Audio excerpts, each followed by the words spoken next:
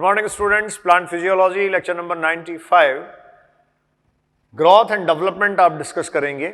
पादप, वृद्धि तथा परिवर्धन। इससे पहले आपने फोटोसिंथेसिस कंप्लीट किया है, प्रकाश संश्लेषण पढ़ लिया है।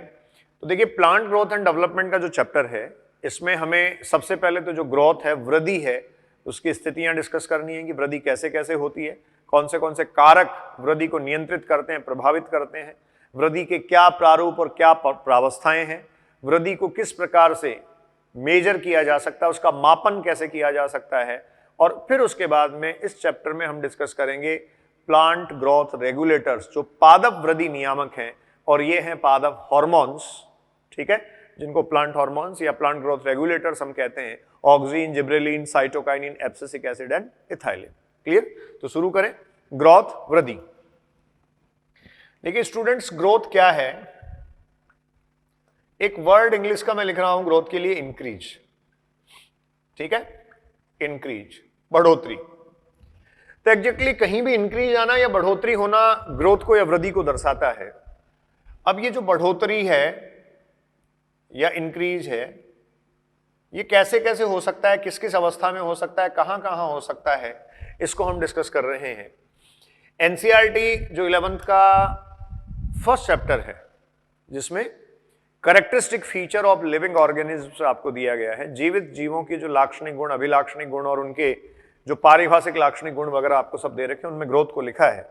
और वहां ग्रोथ को परिभाषित किया गया है। 2 पॉइंट ग्रोथ को परिभाषित करते हैं। सबसे पहली बात, ग्रोथ आप ये कह सकते हैं increase in mass, increase in mass. Biomass लिख सकता हूं इसको मैं, जैव भार, या सहती इसको आप लिखते हैं, जैव भार में बढ़ोतरी, जैव भार में बढ़ोतरी। क्लियर? इसके साथ स्टूडेंट्स जो इसके लिए लिखा जा सकता है वो क्या है? Increase in mass and increase in number of cells, increase in number, संख्या में बढ़ोतरी, जैव भार में बढ़ोतरी और संख्या में बढ़ोतरी। तो ये देखिए, 2 बातें साथ साथ चलती हैं। लिविंग सिस्टम में अगर देखा जाए, जीवित तंत्र की अगर बात की जाए, तो आप ये कहेंगे कि ये दोनों जो परिवर्तन हैं वो साथ साथ चलते हैं। अर्थात किसी भी जीव में जो होने वाली वृद्धि है वो जैव भार में बढ़ोतरी के साथ साथ कोशिकाओं की संख्या में बढ़ोतरी का मतलब किसकी बात कर रहा है? सेल्स। कोशिकाओं की संख्या में बढ़ोतरी को इंडिकेट करेगा। तो आपके पास जैव भार में बढ़ोतरी तथा कोशिकाओं की संख्या में जो बढ़ोतरी है, ये ग्रोथ के आपको कहा गया है ट्विन कैरेक्टरिस्टिक्स है, ट्विन, जुड़वा कैरेक्टरिस्टिक्स है। ठीक है, इसका मतलब साथ साथ चलने वाले गुण हैं, साथ साथ प्रदर्शित होने वाले गुण हैं। ठीक है, इसके बाद आप कह सकते हैं वृद्धि जीव का अभिलक्षण है, जीव का अभिलक्षण है। आप कहेंगे ये कैरेक्टरिस्टिक फीचर तो है, लेकिन अभिलक्षण की प्रक्रिया होने के साथ ये जीव का पारिभाषिक लाक्षणिक गुण नहीं है। स्टार लगा के आप लिख लीजिए, not defining property, not defining property, Hindi लिख देता हूं, पारिभाषिक लाक्षणिक गुण नहीं है। पारिभाषिक लाक्षणिक गुण स्टूडेंट्स, पारिभाषिक लाक्षणिक गुण नहीं है। अब ये पारिभाषिक लाक्षणिक गुण क्यों नहीं है? तो आप ये कह सकते हैं पारिभाषिक लाक्षणिक गुण नहीं होने के पीछे जो रीजन है वो ये है, ग्रोथ अल्टीमेटली क्या है? इंक्रीज है, बढ़ोतरी है। ये जीवित में भी होता है और अजीवित में भी होता है। तो पारिभाषिक लाक्षणिक गुण इसलिए स्टूडेंट्स नहीं माना गया, क्योंकि जो ग्रोथ या वृद्धि है वो आप ये कह सकते हैं लिविंग अर्थात जीवित, नॉन लिविंग अजीवित, दोनों में देखी जा सकती है। पारिभाषिक लाक्षणिक गुण नहीं है क्योंकि आप कहेंगे बोथ, दोनों, कौन से? Living and non living represents growth, ठीक है, दोनों वृद्धि दर्शाते हैं।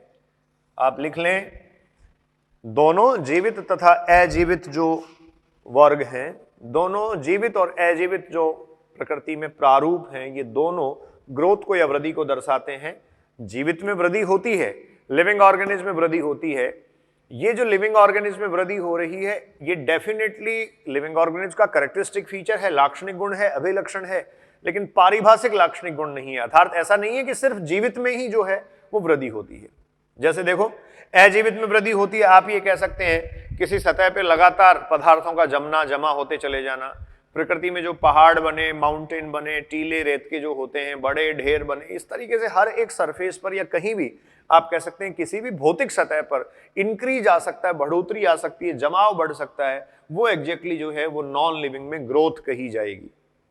आप जब पैदा हुए तो 2, 2.5, 3 किलो के थे, स्वस्थ बच्चा जो होता है वो इतना ही होता है, और आज आप जो 50, 60, 70, 80, 100 किलो के हैं, ये एग्जैक्टली ग्रोथ है, ये वृद्धि है। आपने टाइम के साथ अपना बायोमास इंक्रीज किया। किसमें इंक्रीज किया? बायोमास में स्टूडेंट्स इंक्रीज किया। आपने जैव भार बढ़ाया, और जैव भार जब आपका बढ़ा तो आपकी कोशिकाओं की संख्या में भी वृद्धि या बढ़ोतरी हुई, कोई डाउट नहीं है। ठीक है, तो इस प्रकार से हम ये कह रहे हैं कि वृद्धि जो है वो जीव का अभिलक्षण तो है, लेकिन जीव का पारिभाषिक लाक्षणिक गुण वृद्धि नहीं है। इसके बाद देखिए, वृद्धि से जुड़ी हुई कुछ बातें जो हैं वो आपको यहां क्लियर करनी है, जो एनसीईआरटी लिखती है। ग्रोथ के लिए देखो कहा गया, ग्रोथ एग्जैक्टली बाह्य व आंतरिक कारकों से प्रभावित होती है। बाह्य व आंतरिक कारकों से प्रभावित, आंतरिक कारकों द्वारा प्रभावित। अब ये आंतरिक और बाह्य कारक क्या हैं, इनको हम आगे डिस्कस करेंगे। मोटे तौर पर अगर आप देखें तो जो बाह्य कारक हैं उसमें वही सब कारक आएंगे, लाइट होगा, टेम्परेचर होगा, वाटर होगा, न्यूट्रिएंट्स होंगे, पोषक तत्व होंगे।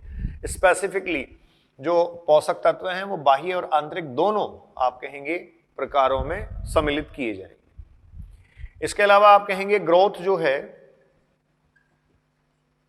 वृद्धि इररिवर्सिबल है,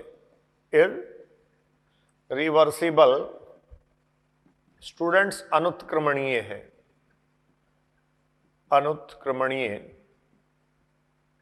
ठीक है, इंक्रीज अगर हो जाता है तो इंक्रीज होने के बाद आप उसको रिवर्स नहीं करवा सकते। ये कुछ छोटे छोटे पॉइंट्स हैं, आप लिखते जाएं। फर्स्ट, सेकंड, फिर मैं लिख रहा हूं ग्रोथ जो वृद्धि है, ये स्टूडेंट्स मेटाबॉलिक एक्टिविटी है। मेटाबॉलिक एक्टिविटी अर्थात आप ये कह सकते हैं उपापचयी क्रिया है। उपापचयी क्रिया है, और उपापचयी क्रिया जो होगी ऑब्वियस है ये एनर्जी बेस्ड या क्या है, ऊर्जा आधारित, ऊर्जा माध्यित या ऊर्जा आधारित है। अर्थात ग्रोथ या वृद्धि जब होती है तो ऊर्जा को प्रयुक्त किया जाता है, निश्चित तौर पर ऊर्जा प्रयुक्त होती है। इसके बाद ग्रोथ स्टूडेंट्स आप कहेंगे प्लांट्स और एनिमल्स के केस में हम बात कर लेते हैं, अलग अलग कुछ कैटेगरीज में बना रहा हूं, प्लांट्स और एनिमल्स। देखिए यहां से आप नोट करते रहें, जितना मैटर मैं लिख रहा हूं उतना आप सेंटेंस पूरा लिखेंगे तो सफिशिएंट। अब जैसे देखो, मैं अगर इसको ये लिखूंगा कि वृद्धि उपापचयी प्रक्रिया है तथा यह ऊर्जा आधारित होती है, तो इतना लंबा लिखने के लिए मेरे को काफी इस पे लिखना पड़ेगा। आप इसी से समराइज कर सकते हैं, है ना। स्मार्ट स्टूडेंट्स बने, हम डिजिटल प्लेटफॉर्म पे पढ़ रहे हैं, तो मुझे नहीं लगता कि बोर्ड पे पूरा लिखना समझदारी है। ठीक है, टाइम कंज्यूम करने वाली बात है, उसके बजाय हम डिस्कस करें ज्यादा से ज्यादा, वो आपके लिए ठीक होगा। बाकी स्टडी मटेरियल सारा आपको मॉड्यूल वगैरह दे ही रखे हैं, और साथ में एनसीईआरटी आपके पास होती ही है। तो ग्रोथ जो है वो मेटाबॉलिक एक्टिविटी, उपापचयी प्रक्रिया है, ऊर्जा आधारित है। अब देखो, ग्रोथ को हमने प्लांट्स और एनिमल्स के रेफरेंस में पढ़ना है। पादपों में होने वाली वृद्धि, पादपों में होने वाली वृद्धि सबसे पहले तो आप ये कहेंगे ओपन होती है, ओपन टाइप, खुली वृद्धि। पादपों में होने वाली वृद्धि को ओपन या खुला क्यों कहा गया? देखिए स्टूडेंट्स, आप कह सकते हैं पादपों में होने वाली वृद्धि ओपन है, खुले प्रकार की है, क्योंकि यहां मेरिस्टेमेटिक टिश्यूज की उपस्थिति होती है। मेरिस्टेमेटिक टिश्यूज या फिर आप कह सकते हैं क्या है, विभजोतक। अब ये जो विभजोतक हैं, इन विभजोतकों की उपस्थिति के कारण पादप जीवन पर्यंत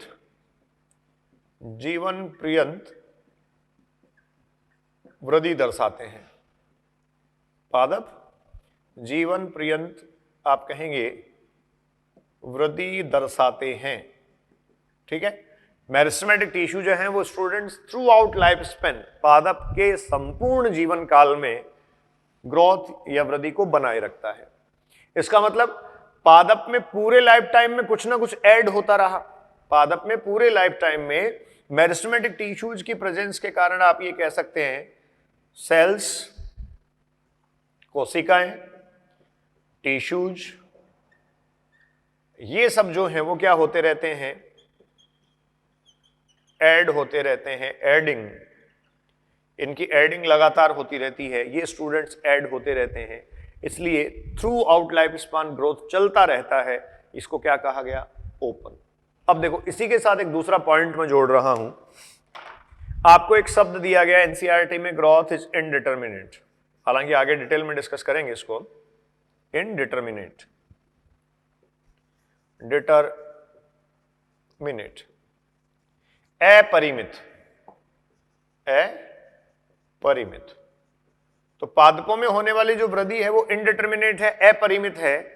इसका कारण क्या है कि प्लांट्स में मेरिस्टेमेटिक टिश्यूज प्रेजेंट होते हैं और मेरिस्टेमेटिक टिश्यूज के प्रेजेंट होने के कारण स्टूडेंट्स लगातार पादपों में वृद्धि चलती रहती है। पादप अपने संपूर्ण जीवन काल में या जीवन पर्यंत जो है वो सेल्स को, टिश्यूज को ऐड करता रहता है, उसमें लगातार आप कह सकते हैं इंक्रीज आता रहता है। और ये जो इंक्रीज या बढ़ोतरी उसमें लगातार होती है, उसके कारण पादप में होने वाली वृद्धि को सामान्यतः अपरिमित कहा गया है, इनडिटरमिनेट कहा गया है। ये पर्टिकुलर पॉइंट आगे हमें डिस्कस करना है, इसलिए इसको इतना ही बात करके मैं छोड़ रहा हूं, उसके बाद हम बात करेंगे। ठीक है, तो प्लांट्स में आपने कहा मेरिस्टेमेटिक टिश्यूज की प्रेजेंस के कारण संपूर्ण जीवन काल में वृद्धि चलती रहती है, ओपन टाइप की ग्रोथ है। ओपन टाइप की ग्रोथ होने के अलावा प्लांट्स की जो ग्रोथ है स्टूडेंट्स वो डायरेक्शनल है। आप कहेंगे जो प्लांट्स की ग्रोथ है वो कैसी है, डायरेक्शनल, दिशीय। प्लांट्स में जो होने वाली ग्रोथ है वो डायरेक्शनल है। डायरेक्शनल क्यों है, तो आप ये कहेंगे विभजोतकों की निश्चित स्थिति या उपस्थिति है। विभजोतकों की स्थिति है, डेफिनेट एक पोजीशन है उनकी। डेफिनेट पोजीशन कैसे है, जैसे देखो ये एक्सिस है, ये कोई, ये इस प्रकार से, आपने एनाटॉमी अगर पढ़ी है तो वहां डिटेल आपको सब पता है। यहां इसके अपेक्स पर या सीड्स भाग पर जो उपस्थित है वो है सीड्स विभजोतक। ये है सीड्स विभजोतक। उसके बाद यहां जो प्रेजेंट है इसको आप स्टूडेंट्स बोलते हैं इंटरकैलरी मेरिस्टेम या अंतर्वेशी विभजोतक। ये है अंतर्वेशी विभजोतक। ठीक है, और स्टूडेंट्स पार्श्व स्थितियों में जो उपस्थित है या पार्श्व स्थिति पर जो उपस्थित है इसको आप बोलते हैं लैटेरल मेरिस्टेम, या इसको मैं लिख सकता हूं पार्श्व विभजोतक।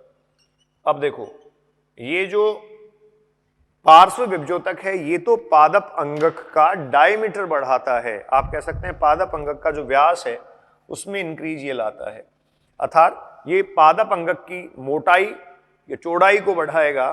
तो ये पार्श्व विभजोतक तो पादप में सेकेंडरी ग्रोथ करवाता है, द्वितीयक वृद्धि। और ये जो इंटरकैलरी मेरिस्टेम और एपिकल मेरिस्टेम है, जो अंतर्वेशी विभजोतक और सीड्स विभजोतक हैं, ये प्लांट एक्सिस की लंबाई को बढ़ाते हैं, लेंथ को स्टूडेंट्स हमेशा बढ़ाते हैं।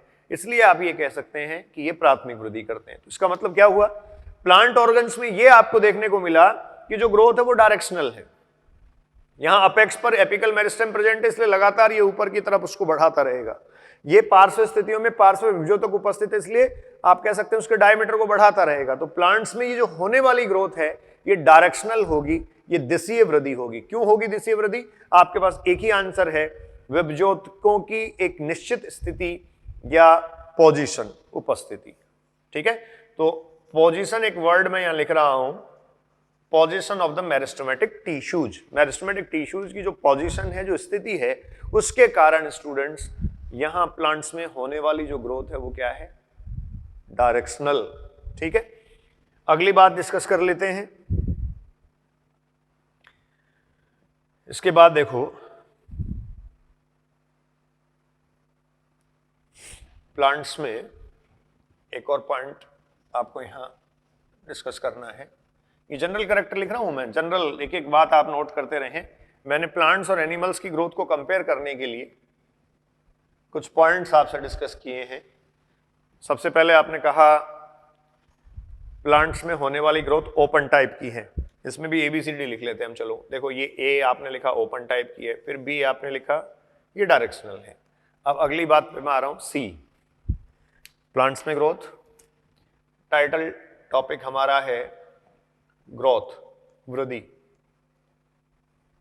बेसिक मैंने इसका आपको बता दिया है। वृद्धि किसको आप कहेंगे? इंक्रीज को आप वृद्धि कह रहे हैं स्टूडेंट्स। ठीक है, तो आपने कहा प्लांट्स में डायरेक्शनल है। इसके बाद अगला लिख रहा हूं इसमें मैं, C, जो प्लांट्स की ग्रोथ है वो लोकलाइज्ड है। प्लांट्स में आप कहेंगे ग्रोथ क्या है? लोकलाइज्ड। लोकलाइज्ड को कहते हैं स्टूडेंट्स स्थानीयकृत। स्थानीयकृत है। स्थानीयकृत का मतलब क्या हुआ? ये मेरिस्टेमेटिक टिश्यूज की एक स्पेसिफिक पोजीशन, एक विशिष्ट स्थिति है, उसी के अकॉर्डिंग ग्रोथ होगी। जैसे मान लीजिए आपने इस प्लांट एक्सिस को हम देख रहे हैं, इसमें आपने 5 साल पहले ही एक कील यहां लगा दी। ठीक है, और जमीन की सतह से इसकी ऊंचाई स्टूडेंट्स मान लीजिए 5 फीट थी। ठीक है, अब अगर आप देखेंगे आफ्टर 5 ईयर्स, आपसे पूछा जाए 5 साल बाद, 10 साल बाद इसकी हाइट क्या मिलेगी, तो जमीन की सतह से आप ये कहेंगे स्टूडेंट्स, जो सतह है उस सतह से इसकी ऊंचाई अभी भी आपको कितनी मिलेगी? सेम हाइट, समान ऊंचाई पर ये रहेगा।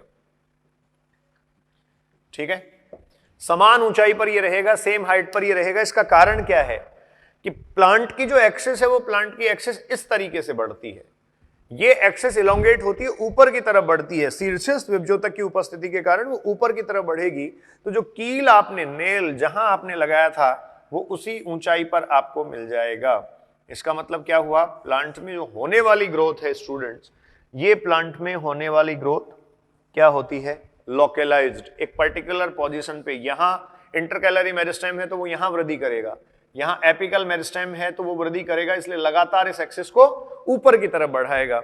और अगर लेटरल पोजीशन पर मेरिस्टेम है, पार्श्व स्थिति पर मेरिस्टेम है, तो वो इस प्रकार से प्लांट ऑर्गन के डायमीटर को स्टूडेंट्स क्या कर देगा? इंक्रीज कर देगा। तो इस तरीके से आप ये कह सकते हैं जो ग्रोथ है प्लांट्स में क्या है? लोकलाइज्ड है। ठीक है, इसके अलावा प्लांट में आप ये कह सकते हैं सस्पेंशन फेज आता है प्लांट्स की ग्रोथ में। एक और डी पॉइंट में लिख रहा हूं, सस्पेंशन फेज या निलंबन अवस्था। सस्पेंशन फेज या फिर आप कह सकते हैं निलंबन अवस्था। और ये सस्पेंशन फेज या निलंबन अवस्था इसलिए मैंने स्टूडेंट्स लिखा है क्योंकि एक वर्ड आप पढ़ते हैं कई बार, डोरमेंसी। ये डोरमेंसी जो है वो सुसुप्तता को दर्शाता है, अर्थात इस सुसुप्त स्थिति में पादप जो है वो सामान्यतः अपनी ग्रोथ को बढ़ाता नहीं है। अब देखो, ये जितने पॉइंट आपने लिखे इनका सबका काउंटर करो। काउंटर करने का मतलब एनकाउंटर नहीं एग्जैक्टली। ए आपने लिखा ओपन टाइप ग्रोथ है, तो प्लांट्स में तो ओपन टाइप हुई क्योंकि through out life span plants में ग्रोथ होती रहती है, ओपन है। तो क्या एनिमल में ओपन लिखूं मैं? क्या लिखना चाहिए मुझे? क्लोज। ठीक है, पहले का आंसर आपके पास हो गया। प्लांट्स में ओपन टाइप की थी, एनिमल्स में क्लोज है। प्लांट्स में आपने कहा डायरेक्शनल, एनिमल्स में क्या होनी चाहिए? ये सब वर्ड इंग्लिश में लिख रहा हूं यहां मैं। एदिशीय क्या होनी चाहिए स्टूडेंट्स? एदिशीय, नॉन डायरेक्शनल। एनिमल्स के केस में आप कह देंगे अदिशीय हुई, नॉन डायरेक्शनल हुई, कहीं कहीं से भी बढ़ जाते हैं। हम देखो कई बार बढ़ जाते हैं ना, डिफिगर्ड हो जाते हैं यार। तनु वेड्स मनु एक फिल्म है, उसमें डायलॉग है जिसमें कंगना रनौत कहती है, वो आर माधवन वहाँ हीरो है पिक्चर में, तो उसको कहती है कि आदमी अदरक की तरह कहीं कहीं से भी बढ़ रहा है। तो वो जो अदरक की तरह बढ़ने वाली प्रोसेस है, मतलब प्रोस्टेट ग्रोथ, ऐसे सतही वृद्धि, हॉरिजॉन्टल ग्रोथ, ये एग्जैक्टली क्या है, नॉन डायरेक्शनल है और वो हम सब में होती है। ठीक है, एनिमल्स में होने वाली ग्रोथ नॉन डायरेक्शनल होती है। सोचो आपके यहाँ इंटरकैलरी मेरिस्टेम होता है, एपिकल मेरिस्टेम होता, तो आप भी एक्सिस की तरह इलोंगेट हो रहे होते, लेकिन ऐसा हमारे में नहीं है। तो हमारे यहाँ जो ग्रोथ है वो कैसी है, मतलब एनिमल्स में जो ग्रोथ है वो नॉन डायरेक्शनल है, अदिशीय है, और प्लांट्स में होने वाली ग्रोथ क्या है, डायरेक्शनल है, दिशीय है। थर्ड पॉइंट पे आओ, आप ये कह रहे हैं प्लांट्स में जो ग्रोथ है वो लोकलाइज्ड है, स्थानिक है, तो एनिमल्स में होने वाली ग्रोथ, एनिमल्स के केस में इसी पॉइंट को मैं काउंटर कर सकता हूं, एनिमल्स में होने वाली ग्रोथ यही जो होगी वो नॉन लोकलाइज्ड होगी, नॉन लोकलाइज्ड, स्थानिक नहीं होगी, क्योंकि वहां कोई पर्टिकुलर पोजीशन नहीं है किसी मेरिस्टेमेटिक टिश्यू की, किसी भी उत्तक की कोई एक निर्धारित स्थिति वहां नहीं है। और लास्ट में स्टूडेंट्स आप कहते हैं सस्पेंशन, डेफिनेटली सस्पेंशन एनिमल्स में भी आता है, लेकिन एनिमल्स में सामान्यतः इस तरीके की डोरमेंट फेज या डोरमेंसी वाली अवस्था नहीं देखी जाती। पादप संरचनाओं में सामान्यतः डोरमेंसी की स्टेज या डोरमेंट अवस्था देखी जाती है। ठीक है, तो ये स्टूडेंट्स ग्रोथ के कुछ फैक्टर्स हम पढ़ रहे हैं, पॉइंट्स पढ़ रहे हैं। पहला आपने लिखा बाह्य व आंतरिक कारकों द्वारा सामान्यतः प्रभावित होती है, इरिवर्सिबल होती है। फिर तीसरा आपने कहा कि ग्रोथ जो है वो मेटाबॉलिक एक्टिविटी है, उपापचयी प्रक्रिया है, उपापचयी ऊर्जा पर आधारित है, अर्थात ऊर्जा का खर्च इसमें होता है। फिर आपने प्लांट्स और एनिमल्स की ग्रोथ से रिलेटेड कुछ पॉइंट्स क्लियर किए। अब देखो ये जो मेटाबॉलिक एक्टिविटी है, इस पे आते हैं हम कि प्लांट्स में या जहां कहीं भी होने वाली जो ग्रोथ है वो मेटाबॉलिक प्रोसेस है। तो इस पे मैं आ रहा हूं मेटाबॉलिक प्रोसेस पे। देखिए मेटाबॉलिज्म जब होता है तब दो एक्टिविटी होती है, मेटाबॉलिज्म या उपापचय। मेटाबॉलिज्म, ये जो स्टूडेंट्स उपापचय है, उपापचय ये एनाबॉलिज्म और कैटाबॉलिज्म से बना है, एनाबॉलिज्म एंड कैटाबॉलिज्म, ये सब आपको पता है। एनाबॉलिक रिएक्शंस या एनाबॉलिक एक्टिविटी कौन सी होती है? एनाबॉलिक एक्टिविटी वो होती है जिसमें आप ये कह सकते हैं फॉर्मेशन होता है, कंस्ट्रक्टिव एक्टिविटी ये है, निर्माणकारी, ये है कंस्ट्रक्टिव, कैसी है, निर्माणकारी। और ये स्टूडेंट्स अगर आप देखेंगे कौन से वाली, कैटाबॉलिक एक्टिविटी जो है उसमें आप ये कह सकते हैं ये डिस्ट्रक्टिव है, विघटनकारी, डिस्ट्रक्टिव है, अर्थात ये विघटनकारी प्रक्रियाएं हैं, विघटनकारी। ठीक है, तो निर्माणकारी प्रक्रिया अगर होती है तो इसका मतलब मटेरियल बढ़ेगा, ग्रोथ होगी, और विघटनकारी प्रक्रिया है तो इसका मतलब आप है वो डिक्रीज वहां आएगा। तो ओवरऑल जब ग्रोथ होती है तब क्या होगा, ग्रोथ होने की कंडीशन में स्टूडेंट्स ऑलवेज ये होता है एनाबॉलिज्म, एनाबॉलिज्म हाई होता है, और कैटाबॉलिज्म स्टूडेंट्स क्या होता है, लो। ये कंडीशन होती है ऑलवेज, कब, जब पादप में या किसी भी जीव में क्या हो रहा हो, ग्रोथ या वृद्धि हो रही हो। सामान्यतः किसी भी जीव में वृद्धि होने की स्थिति में एनाबॉलिज्म अर्थात निर्माणकारी प्रक्रियाएं ज्यादा होंगी, जबकि विघटनकारी प्रक्रियाएं तुलनात्मक रूप से कम हो जाएंगी। तो तुलनात्मक रूप से विघटनकारी प्रक्रियाएं क्या हो जाती हैं, कम हो जाती हैं। ठीक है, इसके बाद आप कहें अगला पॉइंट, ग्रोथ, वृद्धि जो है, ये देखिए किसी भी जीव का, जो एग्जैक्टली फैक्टर्स की बात मैं कर रहा था उस पर मैं आ रहा हूं, ये किसी भी जीव में आपने कहा अलग अलग प्रकार की स्थितियां प्रदर्शित कर सकती है, सभी में एक समान ग्रोथ नहीं हो सकती। कहीं आप देख रहे हैं बहुत एनलार्ज्ड या विशाल का या विशाल आकार होता है, और कहीं जो है वो बहुत कम वृद्धि होती है। तो ये जो ग्रोथ है ये स्टूडेंट्स इंटरनल और एक्सटर्नल फैक्टर्स पर डिपेंड करती है। इसमें इंटरनल फैक्टर्स को मैं पहले बोल रहा हूं, जैसे इंटरनल फैक्टर जो है वो क्या है, इंटरनल फैक्टर्स, आंतरिक कारक। देखो दो कारक बेसिकली होते हैं, एक आप कह सकते हैं ए जेनेटिक, आनुवांशिक कारक। मतलब जैसे मान लीजिए किसी भी जीव का जो आनुवांशिक संगठन है, उस जीव के आनुवांशिक संगठन के अकॉर्डिंग या उसके अनुसार ही तो उसमें वृद्धि होनी चाहिए।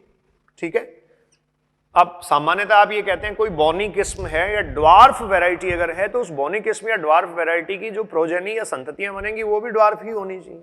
एक्सट्रीमली लॉन्ग तो वो नहीं हो सकती, बहुत लंबी तो वो नहीं हो सकती। तो एक जेनेटिक फैक्टर वहां है। इस जेनेटिक फैक्टर के साथ साथ आप ये कह सकते हैं वहां ग्रोथ रेगुलेटर्स हैं। ग्रोथ रेगुलेटर्स, इनको स्टूडेंट्स आप कहते हैं वृद्धि नियामक। क्या कहते हैं आप इनको? वृद्धि नियामक। ठीक है, अब देखो जो आनुवांशिक है, जो ग्रोथ को रेगुलेट करने के लिए, नियंत्रित करने के लिए, या ग्रोथ पर जिसका प्रभाव है, और जो आनुवांशिक आंतरिक कारक है, मैं इसको स्टूडेंट्स लिख सकता हूं, ये होगा इंट्रासेलुलर। समझिए आप, मतलब कोशिका के अंदर की बात है ये। इंट्रासेलुलर अंतः कोशिकीय, अंतः है कोशिकीय। ठीक है, जो ग्रोथ रेगुलेटर्स हैं ये स्टूडेंट्स होंगे इंटरसेलुलर अंतर कोशिकीय। मतलब ये ग्रोथ रेगुलेटर्स क्या हैं? तो देखो सीधा कहिए आप, ये पादप हार्मोन है, ये रासायनिक पदार्थ हैं जो पादप वृद्धि को नियंत्रित करते हैं, पादप वृद्धि का नियमन करते हैं। ये इंटरसेलुलर हैं, सेल टू सेल, एक कोशिका से दूसरी कोशिका में ये स्थानांतरित होते हैं। लेकिन जो इंट्रासेलुलर जेनेटिक फैक्टर है, जो मैंने अभी आपको कहा कि जैसे बॉनी किस्म जो है स्वाभाविक है, उससे उत्पन्न होने वाली किस्में स्वाभाविक रूप से बॉनी ही होंगी। तो ये जो इंट्रासेलुलर है ये कहां होंगे? Within cell. तो देखो दो इंग्लिश के टर्म मैंने लिखे हैं, विद इन सेल और सेल टू सेल, मतलब in between cell. In between cell, इतना इंग्लिश आपको पढ़ना भी चाहिए, लिखना भी चाहिए। ठीक है ना, मेडिकल कॉलेज में जाएंगे आप, याद रहे, थोड़ा थोड़ा शुरू से ही एफर्ट्स करने चाहिए। ठीक है, ज्यादा बड़ी बात कुछ नहीं लिखी है मैंने।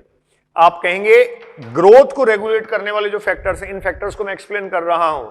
जिसमें आपने कहा इंटरनल फैक्टर, देखो एक कैटेगरी बना देता हूं इसकी। इंटरनल फैक्टर आंतरिक कारक जो है उसमें दो प्रकार के कारक हैं, एक जेनेटिक या आनुवंशिक कारक होते हैं, एक ग्रोथ रेगुलेटर जो प्लांट ग्रोथ रेगुलेटर्स या पादप वृद्धि नियामक पदार्थ हैं, जो पादप हार्मोन्स हैं, oxygen, gibberellin, cytokinin, abscisic acid, ethylene, ये कोशिका से कोशिका में स्थानांतरित होते हैं इन बिटवीन सेल्स। मैंने यहां इसको मेंशन किया है। और एक सीधी लाइन याद रखिए आपको कि पादपों में जो निर्मित होने वाले वृद्धि नियामक पदार्थ या हार्मोन है, ये वृद्धि नियामक पदार्थ या हार्मोन स्टूडेंट्स जहां संश्लेषित होते हैं वहां से जहां इनकी आवश्यकता होती है, from the site of synthesis to site of action, जहां जरूरत इनकी होती है, आवश्यकता होती है, वहां स्थानांतरित होते हैं। क्योंकि पादप हार्मोन या पादप वृद्धि नियामक पदार्थ क्या होते हैं? ट्रांसमिटेबल होते हैं। ठीक है, संचरण योग्य होते हैं, स्थानांतरण योग्य होते हैं। तो ये ग्रोथ के इंटरनल फैक्टर्स हुए। आगे इसकी और हम बात करेंगे, मैंने यहां सिर्फ ब्रीफ कर दिया जिससे पूरा एक सिनेरियो, पूरी पिक्चर आपको क्लियर हो। अच्छा, इंटरनल फैक्टर्स के बाद कुछ एक्सटर्नल फैक्टर्स पे मैं आ रहा हूं। एक्सटर्नल की बात और कर लेते हैं। ये मैंने थोड़ा सा इसलिए बता दिया यहां जिससे पूरा थीम आपको क्लियर हो, कोई डाउट नहीं रहे। ठीक है स्टूडेंट्स, तो अगला जो है वो आपके पास कंडीशन है एक्सटर्नल फैक्टर्स। आंतरिक कारक क्लियर हो गए हैं। देखो एक्सटर्नल फैक्टर में बेसिकली एनवायरमेंटल फैक्टर होंगे। कौन से फैक्टर्स होंगे? एनवायरमेंटल फैक्टर्स, वातावरणीय कारक। ठीक है, एनवायरमेंटल फैक्टर्स और वातावरणीय कारक, ये जो वातावरणीय कारक हैं, एनवायरमेंटल फैक्टर्स हैं, इनमें वो ही स्टूडेंट्स आएगा लाइट, बड़ा रोल होता है लाइट का। टेम्परेचर, इसका भी रोल इसलिए होता है क्योंकि एंजाइमेटिक एक्टिविटीज को, जो एंजाइमी क्रिया है उसको यही नियंत्रित करता है। इसके अलावा आप कहेंगे वाटर, जल, ये मुख्य जीव द्रव्य घटक है, मेन प्रोटोप्लाज्मिक कंपोनेंट है, इसलिए इसका रोल होगा। और इसके अलावा स्टूडेंट्स आप कह सकते हैं न्यूट्रिशन, पोषक तत्व। तो ये वृद्धि को प्रभावित करने वाले बेसिकली बाह्य कारक होते हैं। तो हमने एक ओवरऑल डिस्कशन किया, सिर्फ इंट्रोडक्टरी, सिर्फ इंट्रोडक्शन जो है वो ग्रोथ का हमने स्टूडेंट्स डिस्कस किया है। अब वन बाय वन एनसीईआरटी में जो पॉइंट्स ग्रोथ को लेकर लिखे हैं उसको मैं यहां एक्सप्लेन कर रहा हूं। हाँ जी स्टूडेंट्स, तो देखिए अब हम एनसीईआरटी के जो रेफरेंसेज हैं ग्रोथ के उनको कंटिन्यू करते हैं। एनसीईआरटी में सबसे पहले ग्रोथ जहां आपको दिया गया है वहां एग्जैक्टली एक सीड जर्मिनेशन का प्रोसेस दिया है। सीड जर्मिनेशन, बीजांकुरण। तो देखिए दो बातें यहां से आपको क्लियर करनी है। सबसे पहले तो आपको यह बात पूछ ली जाए कि जो सीड जर्मिनेशन या बीजांकुरण है क्या वो वृद्धि है? ठीक है, जो बीजांकुरण की प्रक्रिया है, बीजांकुरण, क्या ये ग्रोथ है? तो देखो ये एक सीड या बीज है, द्विबीजपत्री पादपों की सीड का एक आउटलाइन डायग्राम मैं यहां बना रहा हूं। इसमें ये आप जानते हैं एम्ब्रियोनल एक्सिस होती है, भ्रूणीय अक्ष। ठीक है, इसकी लेबलिंग भी यहां कर देता हूं, ये भ्रूणीय अक्ष है। जो डायग्राम आपको दे रखा है बीन या सेम के बीज का अंकुरण आपको वहां बताया गया है, उससे बहुत सारी बातें आपको सीखने को मिलेंगी। ये स्टूडेंट्स बीजावरण है, सीड कोट। यहां इसमें एक स्क्वायर मार्क होता है, डॉट होता है, जो हाइलम को रिप्रेजेंट करता है और एक माइक्रोपाइल के पोर को, बीजांड द्वार को। ये एम्ब्रियोलॉजी में सारा आप पढ़ेंगे। ये कोटाइलेडॉन्स हैं, बीज पत्र, कोटाइलेडॉन्स, या फिर आप कह सकते हैं क्या है, बीज पत्र। अब देखिए इसमें इन बीज पत्रों के नीचे वाला पोर्शन जो एम्ब्रियोनल एक्सिस का है, इसको तो स्टूडेंट्स आप कहते हैं हाइपोकोटाइल। ये क्या है? हाइपोकोटाइल है। और बीज पत्रों से ऊपर जो पोर्शन एम्ब्रियोनल एक्सिस का है, इसको हम स्टूडेंट्स कहेंगे ये है एपिकोटाइल। तो एपिकोटाइल और हाइपोकोटाइल स्टूडेंट्स ये हैं, एपिकोटाइल एंड हाइपोकोटाइल। क्लियर है? तो देखो एपिकोटाइल और हाइपोकोटाइल भ्रूणीय अक्ष के वो भाग हैं जो बीज पत्रों से ऊपर और बीज पत्रों से नीचे की स्थिति को दर्शाता है। अब इसका जर्मिनेशन हुआ, जर्मिनेशन पे आप आइए। तो जर्मिनेशन जब होता है तो इसकी रिक्वायरमेंट क्या है? सबसे पहले आप कह सकते हैं मॉइस्चर कंटेंट इसको रिक्वायर्ड होगा।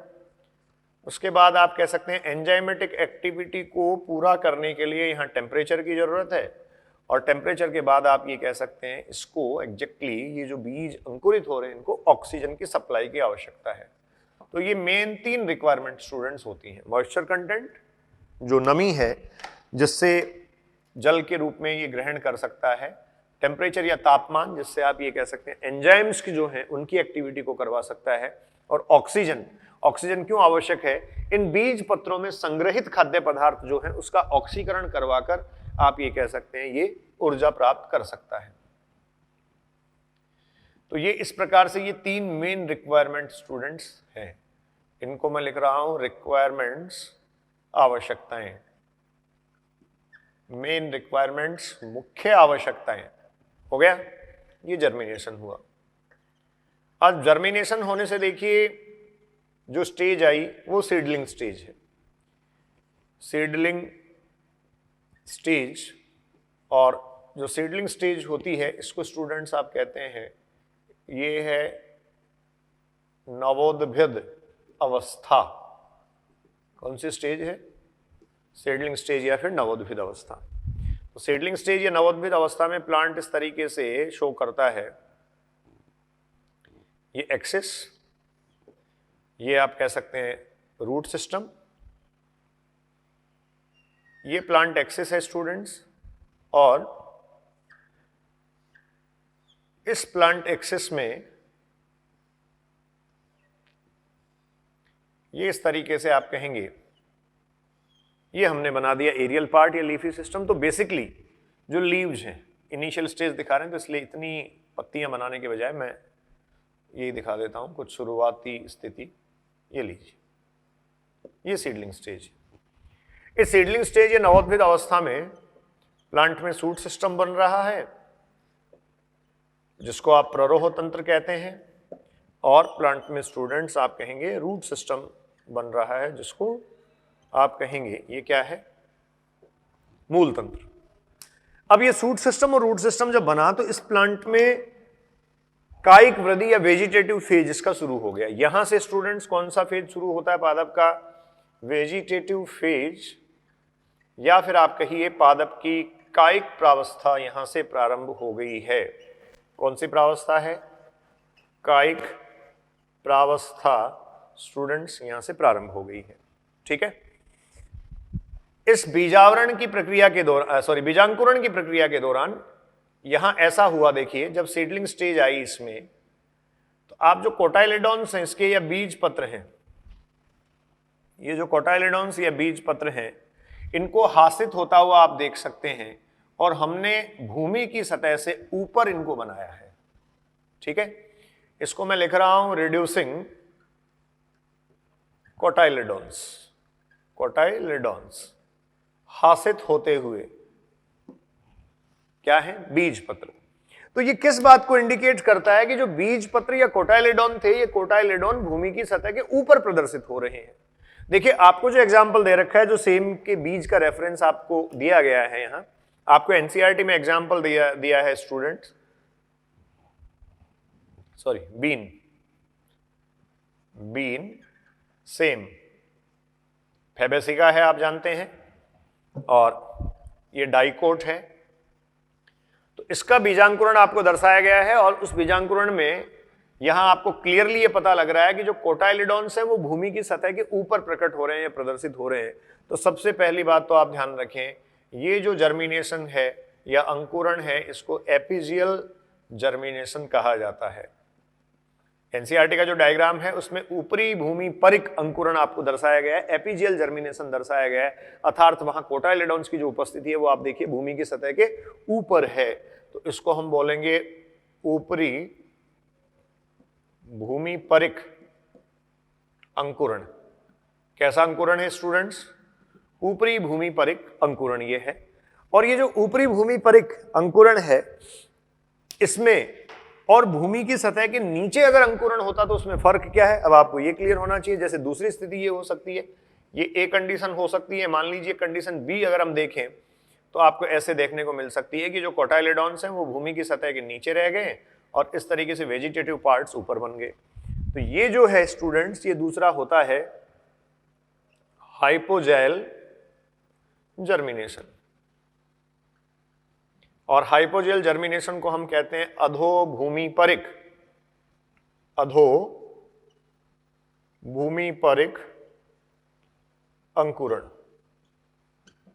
ठीक है, इसमें और उसमें फर्क क्या है? इसमें कोटाइलेडॉन्स भूमि की सतह के नीचे रह गए और इसमें कोटाइलेडॉन भूमि की सतह के ऊपर गए। तो आपको डायग्राम जो है वो पूछ सकता है, डायग्राम दे देगा ऐसे कैसे एनसीईआरटी से, और फिर आपको पूछ लेगा ये जर्मिनेशन किस टाइप का। तो दोनों में देखो फर्क ये है, जहां एपिजियल टाइप ऑफ जर्मिनेशन हुआ है, जहां भूमि की सतह के ऊपर अंकुरण आप देख रहे हैं, वहां आप ये कह सकते हैं इस एम्ब्रियोनल एक्सिस या भ्रूणी अक्ष का कौन सा भाग दीर्घीकृत हुआ?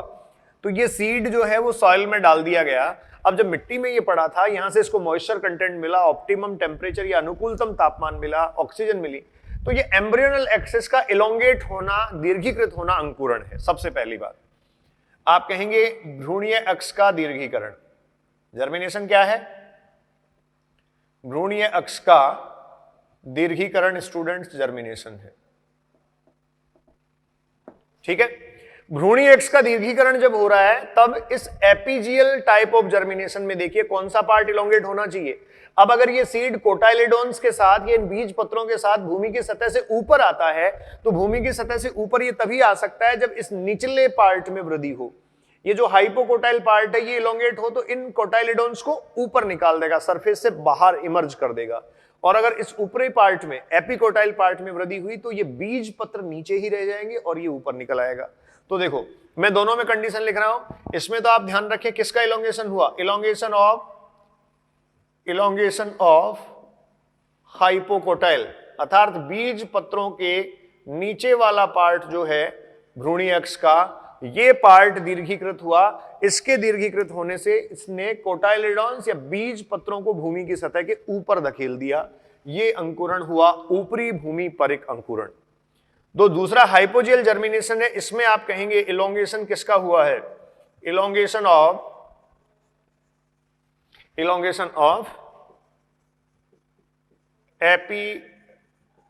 एपिकोटाइल तो यहां देखो, अगर सिर्फ ये भाग इलोंगेट होता है, ये दीर्घीकृत होता है, ये अधिकतम इलोंगेशन इसमें आता है, तो बीज पत्र भूमि की सतह से नीचे रह जाएंगे और ये इसको लेकर जो जो एम्ब्रियोनल एक्सिस का इलोंगेशन या दीर्घीकरण है, इससे कायिक भाग निर्मित हो जाएंगे। तो बीज पत्र कहां रह गए? भूमि की सतह के नीचे। कब? जब एपिकोटाइल पार्ट, ये वाला पार्ट जो है वो दीर्घीकृत होता हो। तो ये दो टाइप की जर्मिनेशन मैंने आपको बता दी है। इसी से एनसीईआरटी एक बात कनेक्ट करती है, जैसे मान लीजिए ये जब बीज अंकुरित हुआ या बीजांकुरण जब हुआ, तो आप ये कह दीजिए ये सीड है, ये वाटर कंटेंट एब्जॉर्ब करता है, इसकी सतह के आसपास सबसे पहले वाटर कंटेंट या जल इसके आसपास आएगा, और सतह के साथ जल का अधिशोषण, आपने ट्रांसपोर्ट इन प्लांट्स के चैप्टर में बहुत डिटेल पढ़ी है, सतह द्वारा जल अधिशोषण, क्या कहेंगे स्टूडेंट्स? जल अधिशोषित करके ये बीज जो हैं वो फूल जाते हैं, जल का अधिशोषण होगा, तो आप ये कह सकते हैं बीज जो होंगे वो फूल जाएंगे, और ऐसी कंडीशन जो है वो किसको दर्शाएगी? आप कहेंगे ये दर्शाता है इम्बाइबिशन या अंतः चूषण को। ठीक है, ये दर्शाता है स्टूडेंट्स इम्बिबिशन या अंतः चूषण को। तो ये जो इम्बिबिशन की प्रक्रिया होती है, अंतः चूषण प्रक्रिया, इसमें आप जानते हैं ठोस कोलाइडी पदार्थों द्वारा जो लिक्विड कंटेंट है, जो द्रव पदार्थ है, उसका अधिशोषण सतह पे किया जाता है, उसके बाद ये एब्जॉर्प्शन करता है। तो यहां से ये अंतःचूषण प्रक्रिया हुई, और अंतःचूषण प्रक्रिया में आपको पता है वॉल्यूम तो बढ़ेगा लेकिन सॉल्यूशन नहीं बनेगा, सॉल्यूशन नहीं बनेगा। तो ये स्वेल अप हो रहा है, फूल रहा है। तो ये क्या ग्रोथ है? डेफिनेटली ये ग्रोथ है। आपने कहा था ग्रोथ का मतलब अल्टीमेटली इंक्रीज है, और यहां किस में इंक्रीज हो रहा है? देखो आप कह रहे हैं इसके वॉल्यूम में, इसके आयतन में बढ़ोतरी हो रही है, इंक्रीज हो रहा है। इसी तरीके से एक एग्जांपल आपको दे रखा है कि एक पीस ऑफ वुड है, पीस ऑफ वुड है। इस पीस ऑफ वुड को अगर आप वाटर के कांटेक्ट में लाते हैं, जल के संपर्क में इसको लाते हैं, तो स्वाभाविक तौर पर स्टूडेंट्स ये देखिए, ऐसा करने पर यहां भी अंतःचूषण होगा, यहां भी आप कहेंगे वॉल्यूम बढ़ेगा, अर्थात ग्रोथ हुई है, वृद्धि हुई है, लेकिन सॉल्यूशन का निर्माण यहां नहीं होगा, क्योंकि ये जो प्रक्रिया है वो इम्बाइबिशन या अंतःचूषण है। पादप जब जल अवशोषित करता है, तो सबसे पहले पादप की मूल के जो मूल रोम है, रूट हेयर्स, वो सबसे पहले अंतःचूषण ही दर्शाते हैं, सबसे पहले इम्बाइबिशन ही दर्शाते हैं, उसके बाद स्टूडेंट्स अवशोषण वहां होता है। ठीक है, तो ये देखो एक सीड जर्मिनेशन जो आपको दे रखा है रूट के इंट्रोडक्शन में, वो भी कंप्लीट हुआ। अब उसके बाद में एक एक पॉइंट आपको पढ़ना है, जिसमें स्टूडेंट्स मैं एनसीईआरटी जो है उस एनसीईआरटी के पॉइंट्स पढ़ देता हूं, इनको हम एक्सप्लेन करेंगे इसी लेक्चर में। पहले कह रहा है plant growth is generally indeterminate, पादप वृद्धि सामान्यतः अपरिमित है। उसके बाद कह रहा है पादप वृद्धि जो है वो मेजरेबल है, मापन योग्य है। फिर कह रहा है ग्रोथ के कुछ फेजेज इसने दे रखे हैं, पादप वृद्धि के कुछ फेज हैं, प्रावस्थाएं हैं। उसके बाद ग्रोथ रेट और आपको दे रखा है वृद्धि दर, और उसके ठीक बाद स्टूडेंट्स आपको यहां फाइनली इसने दिया है डिफरेंशिएशन, उससे पहले कंडीशंस ऑफ ग्रोथ। तो ये हम डिस्कस करेंगे इसमें जितना हो पाता है इस लेक्चर में। क्लियर? तो इसको नोट करिए, हम नेक्स्ट पे आ रहे हैं। हाँ जी स्टूडेंट्स, तो देखिए फर्स्ट है पादप वृद्धि सामान्यतः अपरिमित है। प्लांट ग्रोथ जो है पादप वृद्धि, और ये कहा जा रहा है जनरली इनडिटर्मिनेट, जनरली इनडिटर्मिनेट। देखो इसकी डिटेल हम डिस्कस कर लेते हैं। इनडिटर्मिनेट अपरिमित, अपरिमित है। ठीक, सामान्यतः अपरिमित होने के पीछे रीजन क्या है? आपने पहले पढ़ा, जो सामान्य लक्षण हम वृद्धि के पढ़ रहे थे, उसमें आपने ये पढ़ा कि प्लांट्स में मेरिस्टेमेटिक टिश्यू होता है, और मेरिस्टेमेटिक टिश्यू होने के कारण, मतलब आप कहेंगे मेरिस्टेम्स या विभजोतकों की उपस्थिति के कारण, विभजोतकों की उपस्थिति के कारण प्लांट में या पादप में होने वाली वृद्धि अनलिमिटेड है, असीमित है। होने वाली उपस्थिति के कारण पादप वृद्धि असीमित है, अनलिमिटेड है। अर्थात आपने कहा पादप के संपूर्ण जीवन काल में वृद्धि चलती रहती है। पादप के संपूर्ण जीवन काल में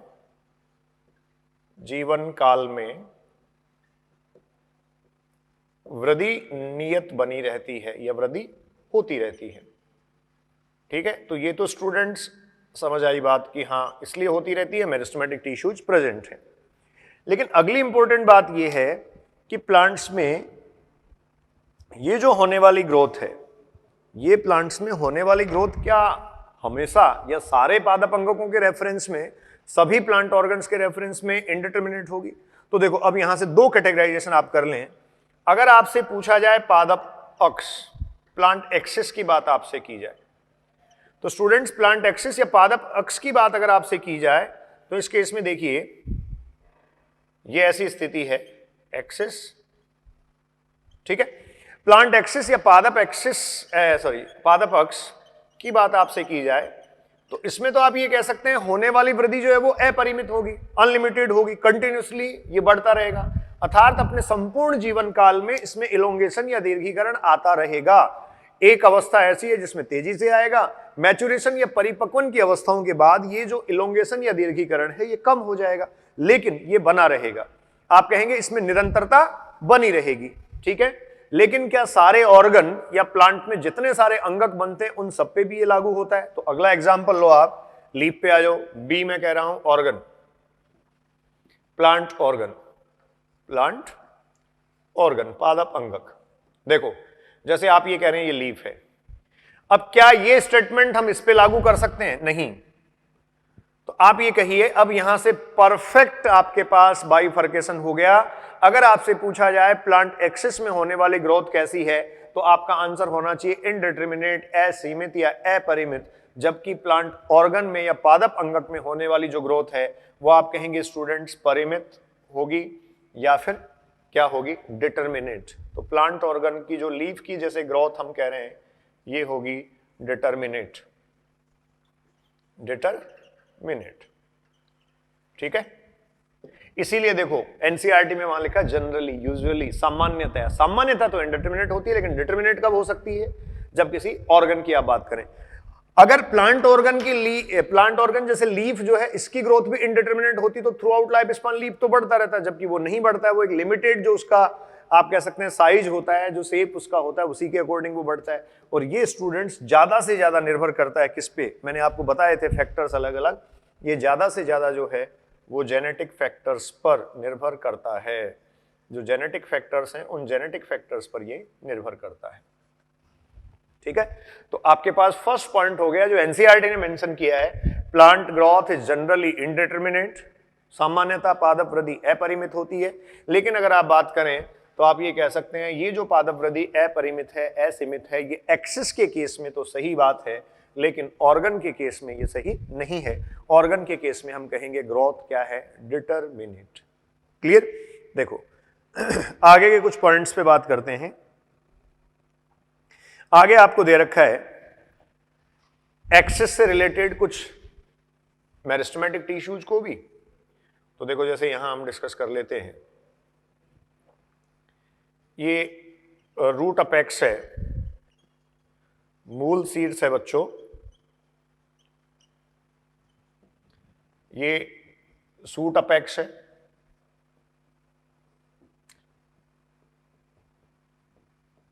प्ररोह सीड्स, ठीक है। अब इस मूल और प्ररोह सीड्स वाली प्लांट एक्सिस में, पादप एक्सिस में देखो यहां आप कह सकते हैं एपिकल मेरिस्टेम होंगे। कौन से मेरिस्टेम होंगे? एपिकल मेरिस्टेम शीर्षस्थ विभजोतक होंगे। सिमिलरली यहां भी स्टूडेंट्स आप कहेंगे कौन से मेरिस्टेम होंगे? एपिकल मेरिस्टेम, ठीक है। लेकिन इस प्लांट एक्सिस में सेंट्रल कोर में, केंद्रीय आप कह सकते हैं भाग में, ये आप कहेंगे वेस्कुलर बंडल होगा या वेस्कुलर स्ट्रैंड होगा।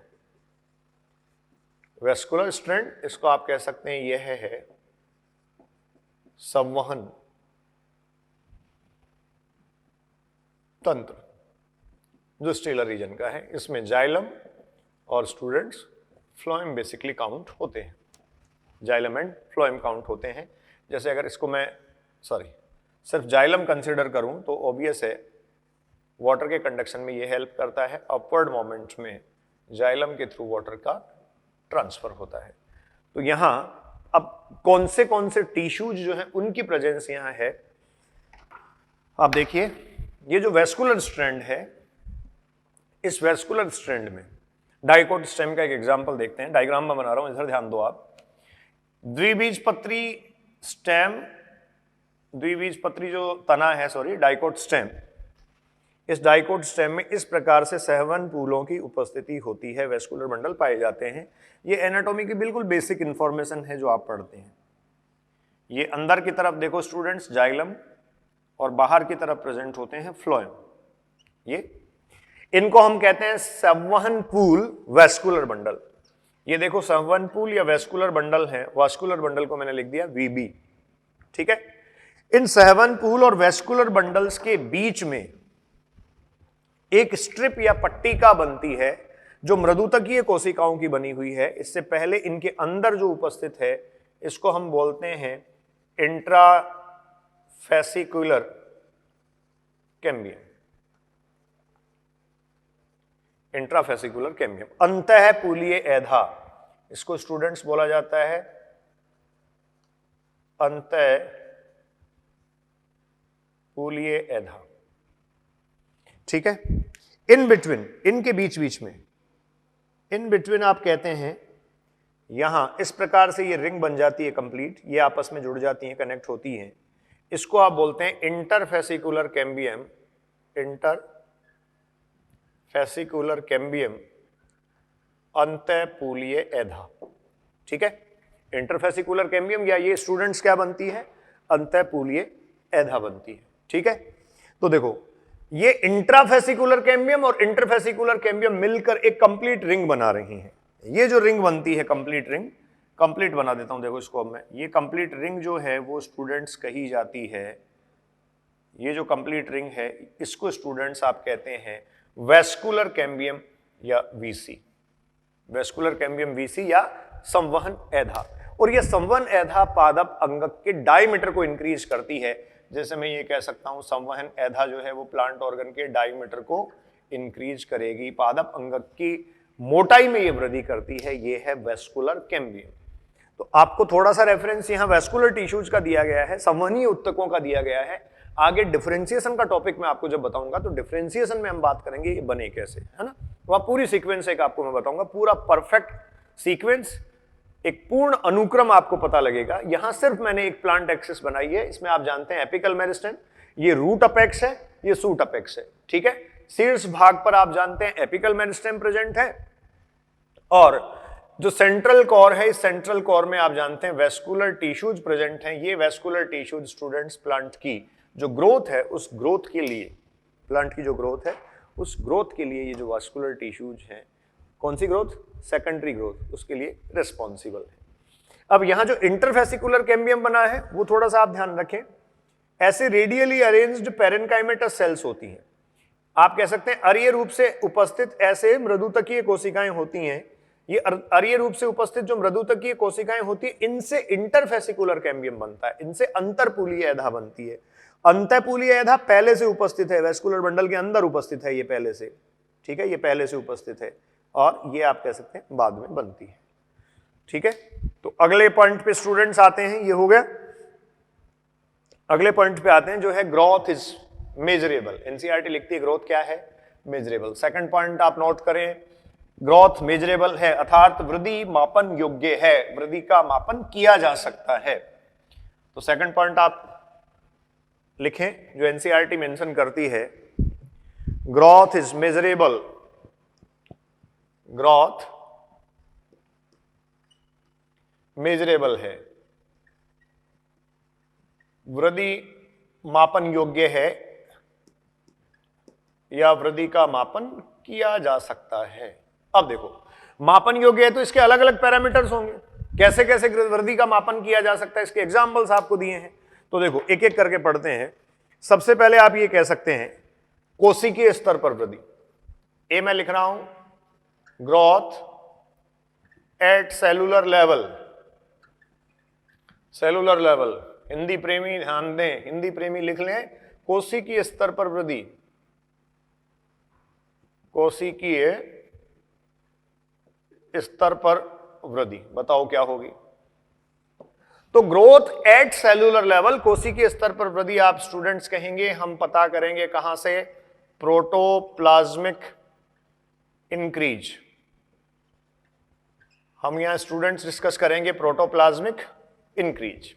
जो जीव द्रव्य है, इस जीव द्रव्य में बढ़ोतरी होगी, प्रोटोप्लाज्मिक इंक्रीज होगा। तो जीव द्रव्य वृद्धि जो होगी, ये जीव द्रव्य वृद्धि स्टूडेंट्स आप कह सकते हैं कौन सी वृद्धि है?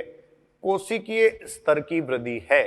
सबसे पहला और बेसिक लेवल आपके पास हो गया, बेसिक लेवल कोशिकीय स्तर की वृद्धि। ठीक है, उसके बाद में देखो वन बाय वन हम डिस्कस कर सकते हैं। ग्रोथ जो है अलग अलग पैरामीटर्स के द्वारा मापी जा सकती है। इसमें वेट ले लेते हैं अगला, वेट, भार। ठीक है, क्या भार के रूप में वृद्धि का मापन किया जा सकता है? तो आप कहेंगे डेफिनेटली किया जा सकता है। जीवित जीवों के संदर्भ में हम लेते हैं बायोमास या जैव भार, और ये मैंने आपको बताया था कि आप जब पैदा हुए थे तो 3-4 किलो के थे, 4 किलो ज्यादा हो गया, 2.5-3 किलो के थे, और अब आप 50, 60, 70, 80, 100 किलो जो भी भार है आपका, जैव भार है, आपकी बॉडी का जो मास है, ये एग्जैक्टली इंक्रीज या वृद्धि है। तो इसको दो पार्ट में आप डिवाइड कर लें। एक तो स्टूडेंट्स होता है dry weight. Dry weight exactly organic matter को शो करता है, कितना ऑर्गेनिक मैटर, शुष्क भार, ये ऑर्गेनिक मैटर को शो करता है कि कितना ऑर्गेनिक मैटर एग्जैक्टली बढ़ा है, ऑर्गेनिक मैटर। ठीक है स्टूडेंट्स, बायोमास जो है, जैव भार को दो तरीकों से आप मेजर कर सकते हैं। First one dry weight, second one fresh weight. Fresh weight, fresh weight को स्टूडेंट्स आप कहेंगे ताजा भार। ताजा भार का मतलब बिल्कुल भी ये नहीं होता कि अभी अभी लिया गया हो, नहीं, ऐसा नहीं होता, मिसकंसेप्शन नहीं बनाए। फ्रेश वेट जो है वो क्या होगा? आप ये कहेंगे organic matter plus water, organic matter plus water, मतलब आपकी बॉडी में या सेल्स में जो वाटर कंटेंट है उसको भी ऐड कर लिया गया। अब देखो इसके परिवर्तनशील होने की संभावनाएं काफी ज्यादा है, ये कम ज्यादा हो सकता है। तो ग्रोथ को मेजर करने के लिए या वृद्धि का मापन करने के लिए ड्राई वेट और फ्रेश वेट में से ज्यादा सही कौन सा होगा?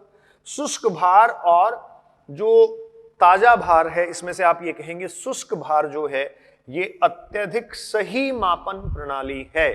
अगर आपको किसी भी जीव का, किसी पादप अंगक का वृद्धि जो है उसको देखना है, उसके जैव भार में बढ़ोतरी को देखना है, तो आप वहां ऑर्गेनिक मैटर या कार्बनिक पदार्थ में होने वाली बढ़ोतरी को देखें। वास्तविक वृद्धि यही होती है, वास्तविक बढ़ोतरी यही होती है, और इसको आप क्या कहते हैं? ड्राई वेट या फिर शुष्क भार। क्लियर है, कोई डाउट नहीं होगा। उसके बाद देखिए, यहां लिख लें आप, ड्राई वेट जो है अत्यधिक सही मापन है, ये वेट हो गया। चलो ठीक है, तो दूसरा पॉइंट आपने ले लिया वेट। थर्ड पे आते हैं, ग्रोथ को मेजर किया जा सकता है स्टूडेंट्स लेंथ से। लेंथ, लंबाई। अब देखो लेंथ या लंबाई की बात अगर की जाती है तो आप इधर ये देख रहे हैं, ये प्लांट एक्सिस है, ये इलोंगेट होती है, दीर्घीकृत होती है। ये प्लांट एक्सिस जो इलोंगेट हो रही है, दीर्घीकृत हो रही है, तो आप ये कहेंगे इसके दीर्घीकरण को मेजर किया जा सकता है, इसके दीर्घीकरण का मापन किया जा सकता है, और ये जो है वो लंबाई में मापन होगा। इसका एक और परफेक्ट एग्जाम्पल आपको मैं बता देता हूं, जिसको एनसीईआरटी ने मेंशन भी किया है और इजीली डिटेक्ट किया जा सकता है, आसानी से प्रेक्षित किया जा सकता है, देखा जा सकता है। स्टूडेंट्स आपने ये देखा होगा एम्ब्रियोलॉजी में, आगे पढ़ेंगे आप एम्ब्रियोलॉजी, 12th पास किए तो वैसे पढ़ ही रखिए। ये पॉलन ग्रेन जो होता है, परागकण, ये परागकण आप कहते हैं किस पर जर्मिनेट हो जाता है, किस पर अंकुरित होता है? स्टिग्मा पर। ठीक है स्टूडेंट्स, ये पॉलन ग्रेन या परागकण स्टिग्मा पर जर्मिनेट होता है, तो ये पॉलन ग्रेन या परागकण के अंकुरित होने से ये पॉलन ट्यूब या पराग नलिका है, इस पॉलन ट्यूब या पराग नलिका में इलोंगेशन, इस इलोंगेशन को आप लंबाई में वृद्धि के रूप में प्रेक्षित कर सकते हैं। ये लंबाई के रूप में एग्जैक्टली क्या है, वृद्धि है। ठीक है, तो थर्ड आपने पॉइंट लिया, इलोंगेशन जो प्लोलन ट्यूब का हुआ उसको लेंथ के रूप में प्रेक्षित कर लिया गया। अगला सरफेस एरिया। सरफेस एरिया आपको सतही क्षेत्र प्रेक्षित करना है। सतही क्षेत्र में जो हुई वृद्धि है उसको आप देखो प्रेक्षित कर सकते हैं। जैसे ये लीफ है, पत्ती, पर्ण, मान लीजिए शुरू में ये 5 सेंटीमीटर स्क्वायर थी, इसका जो क्षेत्र है वो कितना था, 5 सेंटीमीटर स्क्वायर। स्टूडेंट्स कुछ टाइम बाद में ये 2 सेंटीमीटर स्क्वायर और बढ़ गई, ये देखिए। तो अब टोटल इसका इंक्रीज जो है 2 सेंटीमीटर स्क्वायर के साथ अब ये हो गई 7 सेंटीमीटर स्क्वायर। तो इसका मतलब इसका सतही क्षेत्र बढ़ा। तो मैं यहां लिख सकता हूं पर्ण विस्तारण जो है, या जो लीफ में एक्सपेंशन आया, हिंदी में लिख दिया है मैंने लीफ एक्सपेंशन, पर्ण विस्तार। ये जो विस्तारण या विस्तार जो स्टूडेंट्स आया, ये अपने आप में एक पैरामीटर आपके पास हो गया सतही क्षेत्र को मापित करने का, या सतही क्षेत्र का जो मापन है वो करने का। ठीक है, इसके अलावा आप कहेंगे वॉल्यूम। तो वॉल्यूम का एग्जांपल वैसे मैंने ग्रोथ एट सेलुलर लेवल आपसे डिस्कस कर लिया है। Number of cells, number of cells, कोशिकाओं की संख्या में वृद्धि की हम बात कर सकते हैं। देखिए कोशिकाओं की संख्या में वृद्धि होती है तो एक आपको एग्जांपल यहां दे रखा है, जो मूल शीर्ष है, जो रूट अपेक्स है स्टूडेंट्स, किसका मैं लिख रहा हूं, रूट अपेक्स ऑफ मेज, मक्का का जो मूल शिखाग्र है या मक्का का जो मूल शीर्ष है, 1 घंटे में 17,500 नई कोशिकाएं बनाता है पर आवर। आप कह सकते हैं रूट अपेक्स ऑफ द मेज,